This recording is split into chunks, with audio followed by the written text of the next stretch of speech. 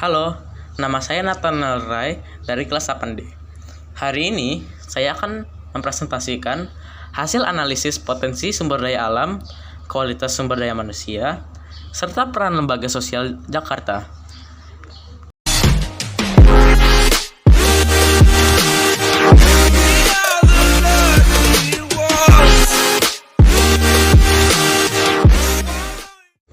Pertama, kita akan membahas letak astronomis, geografis, dan geologis Jakarta.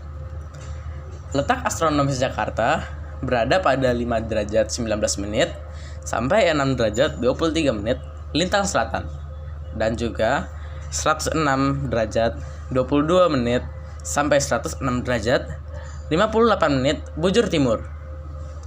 Letak geografis Jakarta di utara berbatasan langsung dengan Laut Jawa. Letak geografis Jakarta di barat berbatasan dengan Provinsi Banten. Dan di timur dan selatan berbatasan dengan Provinsi Jawa Barat. Kemudian, letak geologis Jakarta.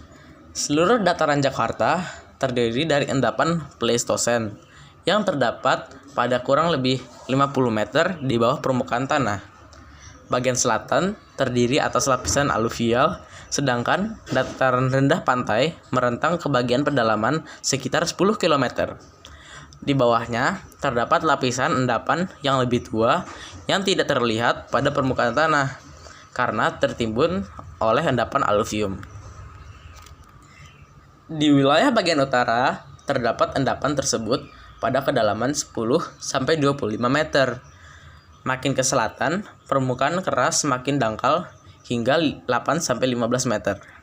Pada bagian tertentu juga terdapat lapisan permukaan tanah yang keras dengan kedalaman 40 meter. Jadi, apa saja potensi sumber daya alam di Jakarta? Pertama, ada kekayaan laut, seperti ikan konsumsi dan ikan hias, serta minyak dan gas di Kepulauan Seribu. Kemudian, ada hutan kota yang berfungsi sebagai konservasi, rekreasi, dan penyerapan air. Juga ada sedikit potensi pertanian seperti padi di wilayah utara. Kemudian kita membahas kualitas SDM di Jakarta. Pertama, rata-rata lama sekolah penduduk Jakarta pada tahun 2024 adalah 11,83 untuk laki-laki dan 11,19 untuk perempuan, yaitu cukup baik karena rata-rata bisa sampai SMA bahkan bisa lulus. Kedua, angka harapan hidup di Provinsi Jakarta pada tahun 2023 adalah 73 tahun untuk laki-laki dan 78,8 tahun untuk perempuan, yang merupakan peningkatan dari tahun sebelumnya sebesar 73,71 tahun. Ketiga, PNB per kapita DKI Jakarta tahun 2022 sebesar 20.103 US dollar atau 329 dan 40 juta rupiah. Dengan itu, Jakarta memimpin sebagai provinsi dengan kualitas SDM terbaik di Indonesia. Kemudian, aku akan menunjukkan dua masalah SDM di Jakarta. Pertama, anak-anak di Jakarta pelan-pelan mulai putus sekolah. Dan masalah yang kedua adalah kurangnya pekerjaan yang membuat banyak orang tidak bisa mengembangkan potensi mereka. Nah, sekarang cara menyelesaikan masalahnya.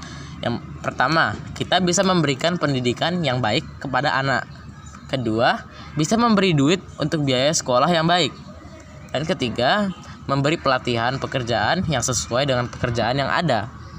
Dan terakhir, membuat lapangan pekerjaan baru. Nah, peran lembaga sosial bisa berupaya memberi pendidikan dan uang untuk modal usaha atau juga bisa membantu mencari pekerjaan.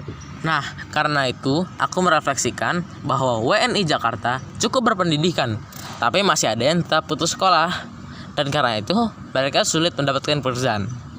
Dan juga lembaga sosial harus memperhatikan agar SDM bisa meningkat. Nah, Jakarta sudah baik mengelola SDM mereka, tapi mereka tetap bisa mengembangkannya lagi. Karena itu, ayo belajar sungguh-sungguh agar bisa mengubah negara ini menuju Indonesia Emas. Terima kasih sudah mendengarkan presentasi saya. Tuhan memberkati.